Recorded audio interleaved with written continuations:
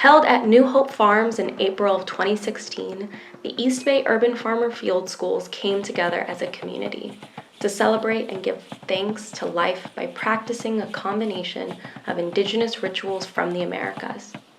Farmers were accompanied by dancers and musicians while they asked for blessings of the seeds and for permission to sow. Then you have to take some steps. 1, 2, make a hole, plant, cover, dun, dun, dun, dun. See? That's how we plant the corn.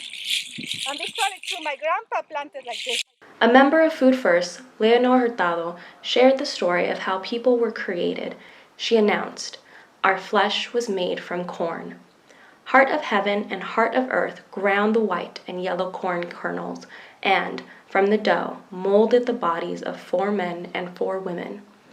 The energy of creation prepared a tonic with red and black corn for them to drink. This gave the people life, heart, mind, and body. The executive director of Food First, Holt-Giménez, explained the history of maize and its importance to civilizations across the globe.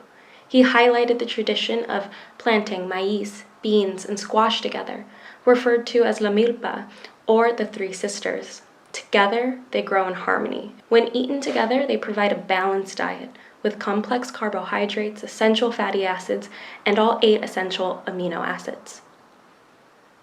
Grow. Maize is from a word in the Caribbean, in the Antilles, where the Europeans first discovered people growing it and didn't know what it was. Columbus didn't know what it was.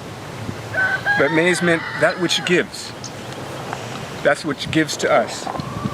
And so when the scientists classified maize, they call it zea maize. And zea is a Greek word, which means that which gives. That's what provides.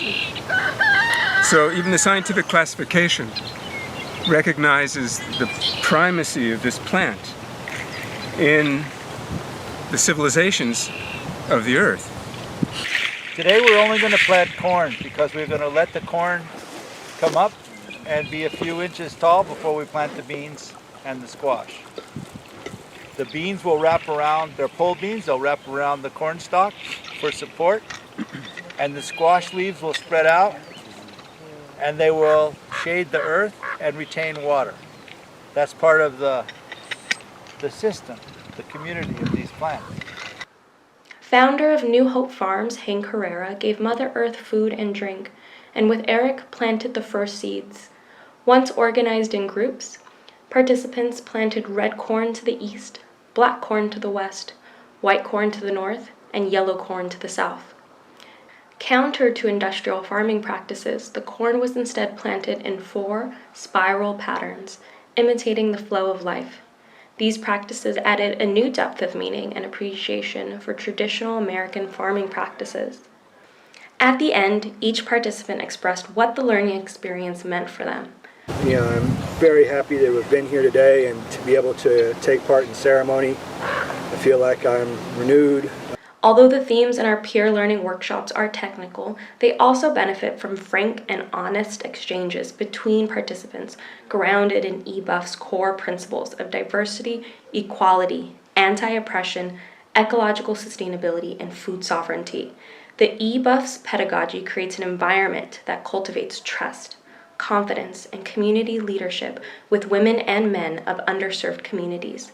This helps to support the power of their respective community organizations.